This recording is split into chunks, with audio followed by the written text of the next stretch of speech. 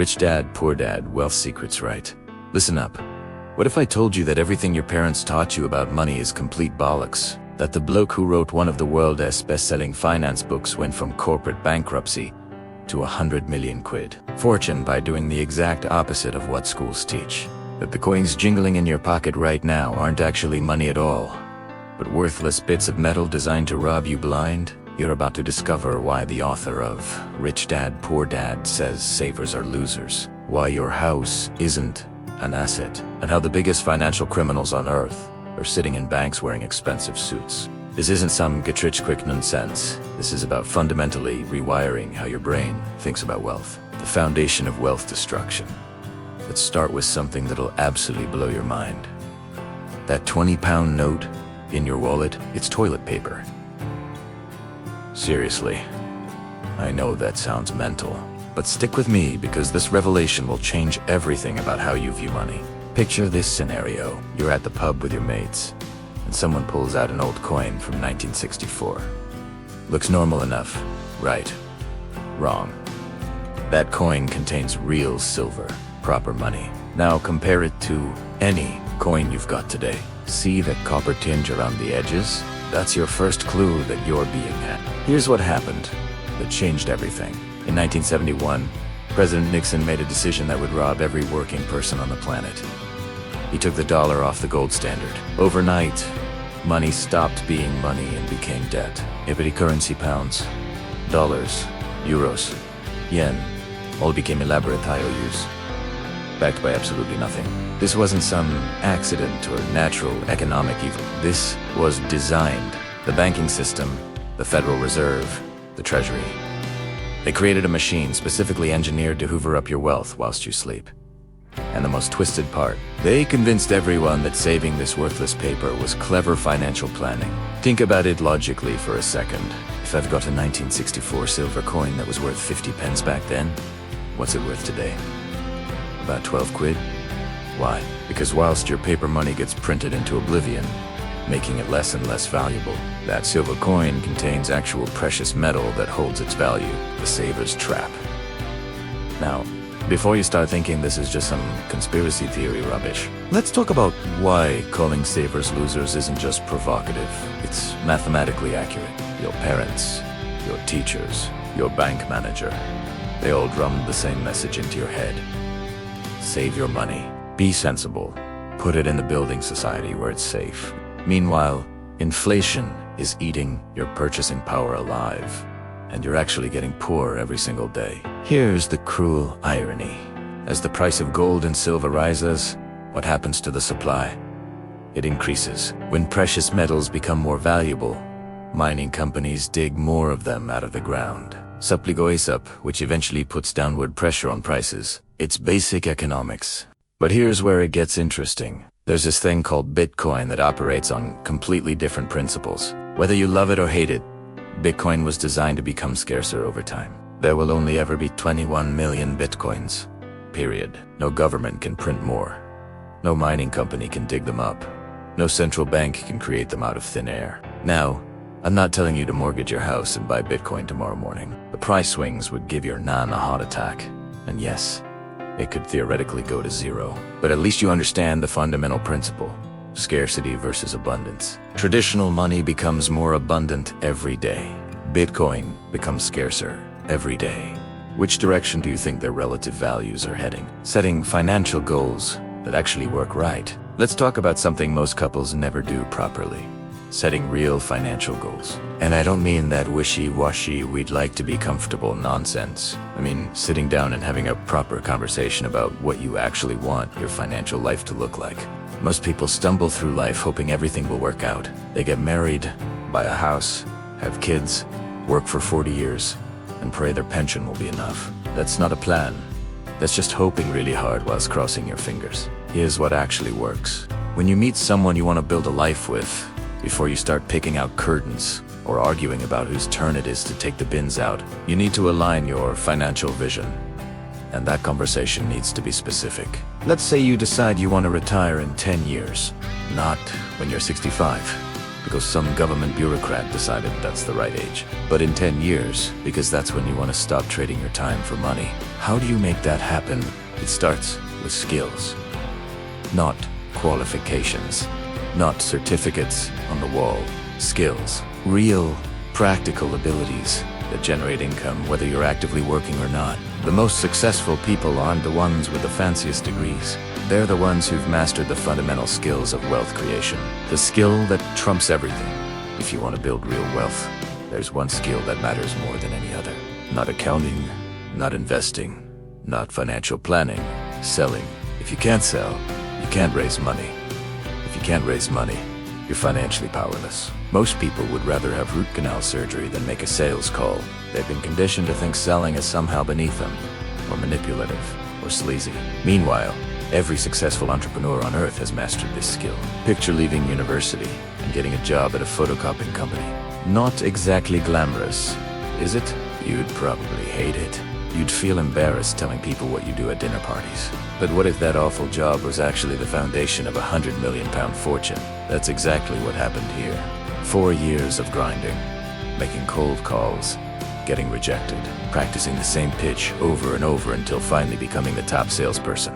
Not because it was fun, because it was necessary. Because selling is the skill that unlocks every other opportunity. Here's what most people don't understand about sales. It's not about talking people into buying things they don't want. It's about developing the confidence and communication skills to present value in a way that resonates with others. When you can do that effectively, you can raise capital, build partnerships, negotiate deals, and create opportunities that simply don't exist for people who can't communicate value. Think about it from a banker's perspective. 2 people walk into a bank asking for £1 million loan. One has a fancy degree but stumbles over their words when explaining their business plan. The other left school at 16 but can clearly articulate exactly how they use that money to generate returns. Who's getting the loan? The real estate revelation. Now, let's talk about the foundation of most serious wealth. Real estate, but not in the way your estate agent wants you to think about it. Forget about finding your dream home with a perfect kitchen and a view of the garden. We're talking about real estate as a wealth building tool. Here's the key insight most people miss completely. Real estate isn't really about the property.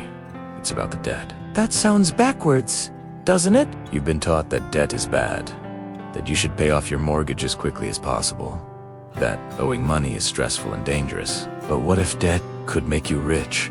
What if the very thing you've been afraid of is actually the tool that wealthy people use to accelerate their wealth creation? Here's how it works. You find a property that generates rental income higher than the mortgage payments. The tenant pays the mortgage.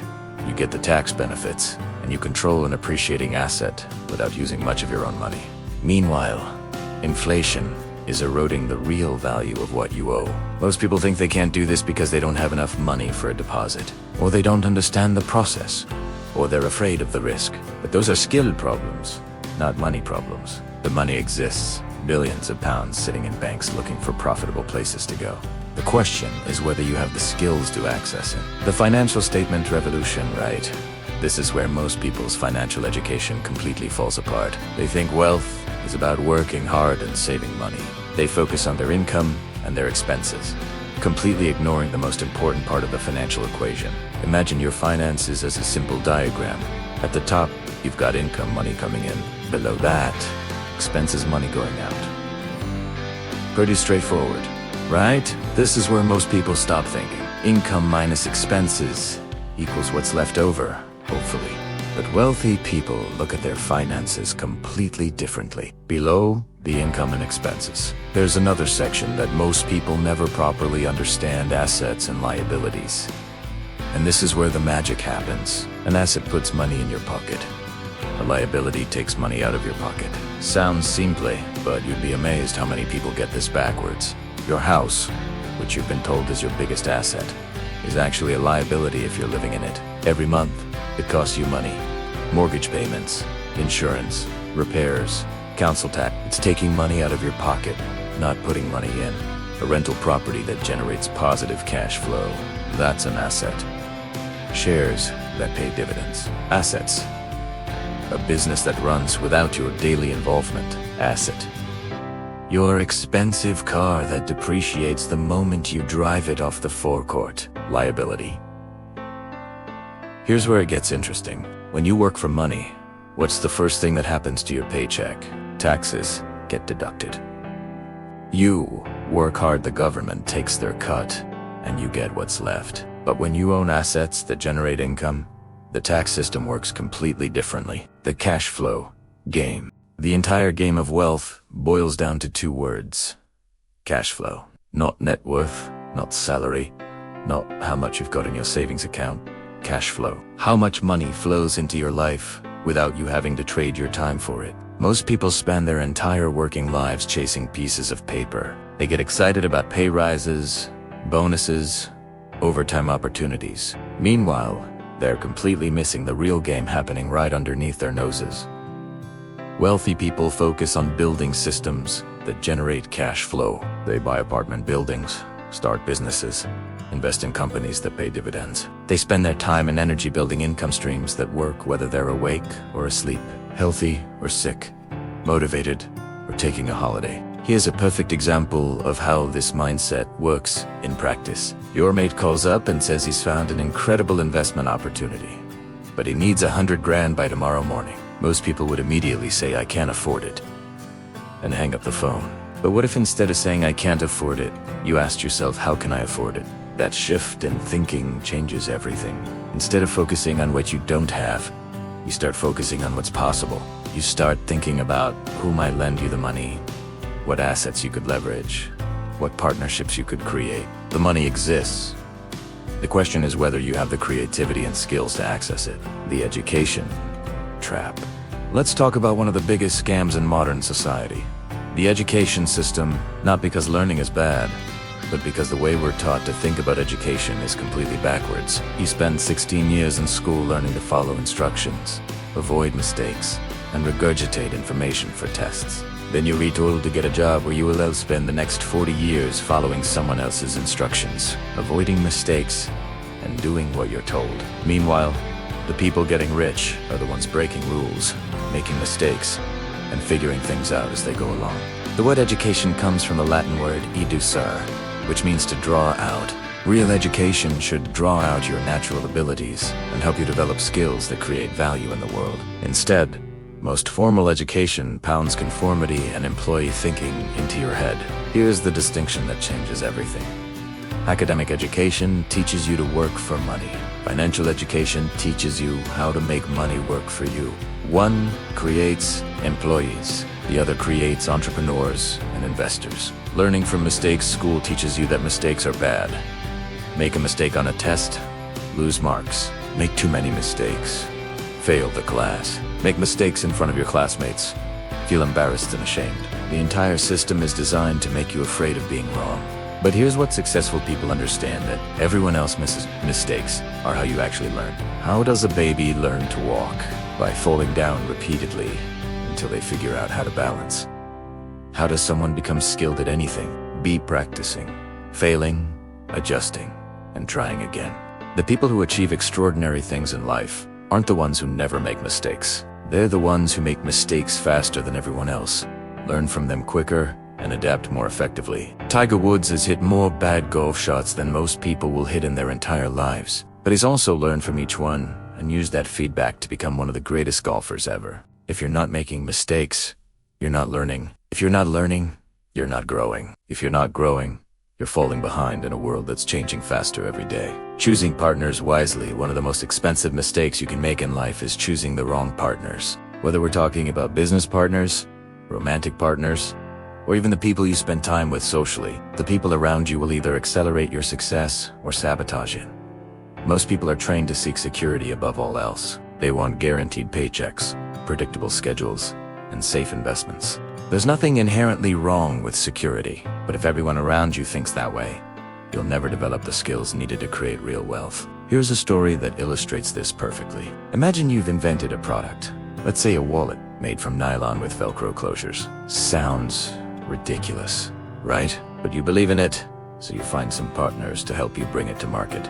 You're struggling to sell the product, burning through cash, and desperately need more funding to keep going. You go to someone you trust for advice. They tell you your partners are thieves and losers, and you should stay away from them.